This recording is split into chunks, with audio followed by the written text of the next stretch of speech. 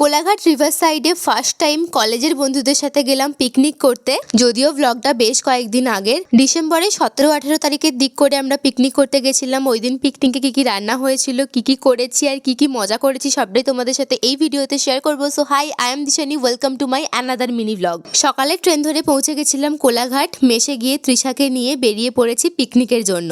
এই উইন্টারে এটাই আমার ফার্স্ট পিকনিক ছিল। সেকেন্ড পিকনিকের ব্লগটা তোমাদের সাথে শেয়ার করেই দিয়েছি, গেওখালিতে করেছিলাম।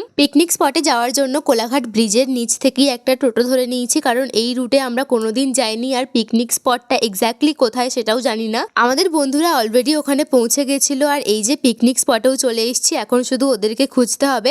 এখানে অলরেডি 3-4টে পিকনিক হচ্ছিল, তার মধ্যে থেকে আমরা আমাদের টিমকে অলরেডি খুঁজে পেয়ে গেছি আর এরা এসে অনেক কাজকর্ম করে ফেলেছে।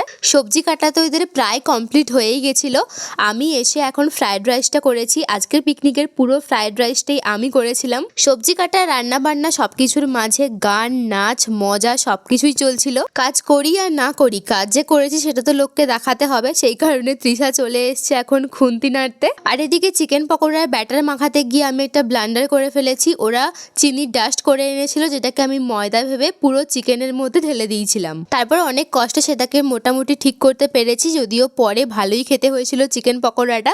তারপর চাটনি করে নিলাম আর এখন ফ্রাইড রাইসের সমস্ত সবজিগুলো ভেজে নিচ্ছি। চিকেন পকোড়ার ব্যাটারটা অনেকক্ষণ ধরে মাখানো ছিল, এখন গরম গরম চিকেন পকোড়া ভেজে নিচ্ছি। সবাই চলে এসছে প্রায়, গরম গরম পকোড়া ভাজবো, তারপর খাওয়া হবে। 9টা 9:30 দিক করে প্রায় সবাই চলে এসেছিল, তাই এখন কাজ করার লোকের আর অভাব নেই। ছেলেরা সবাই মিলে তো এখন বেগুনি ভাজছে আর আমরা খেয়ে নিচ্ছি চিকেন পকোড়া।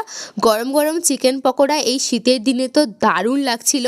আমার শুধু একটু ভয় লাগছিল আমি যে ভুল করে চিনির ডাস্ট ঢেলে দিয়েছিলাম, যার জন্য পকোড়ার টেস্ট না খারাপ হয়ে যায়, কিন্তু কোনো কিছুই বোঝা যায়নি। চিকেন পকোড়ার সাথে কফি আমাদের ব্রেকফাস্টে খাওয়ার কথা ছিল, কিন্তু আমরা সবাই এতটাই লেট করে এসেছি, কফিও বানানো হয়নি। আর 11টার দিক করে আমরা এখন চিকেন পকোড়া খাচ্ছি। তারপর মাংস রান্না শুরু হলো, যেটা রান্না করেছিল আমাদের স্যার। 11:30টার মধ্যে আমাদের মোটামুটি সমস্ত রান্না কমপ্লিট হয়ে গেছিলো আর আমরা 12টার মধ্যে খেতেও বসে গেছিলাম। তারপর কিছু সময় ধরে চললো ফটো সেশন। এত সুন্দর পিকনিকের আয়োজন করেছি, ছবি তুলে কিছু মেমোরি করে না রাখলে কি করে হয়। যেই ছবিগুলো আমি অলরেডি আমার ফেসবুক আর ইনস্টাগ্রাম প্রোফাইলে পোস্ট করে দিয়েছি, তোমরা চাইলেই দেখে নিতে পারো। এই ফার্স্ট টাইম হয়তো কোনো পিকনিকে একদম টাইম টু টাইম খেতে বসে গেছি, মানে এখন হয়তো 12টা 10-15 মতো বাজে, আমরা সবাই খেতে বসে গেছি।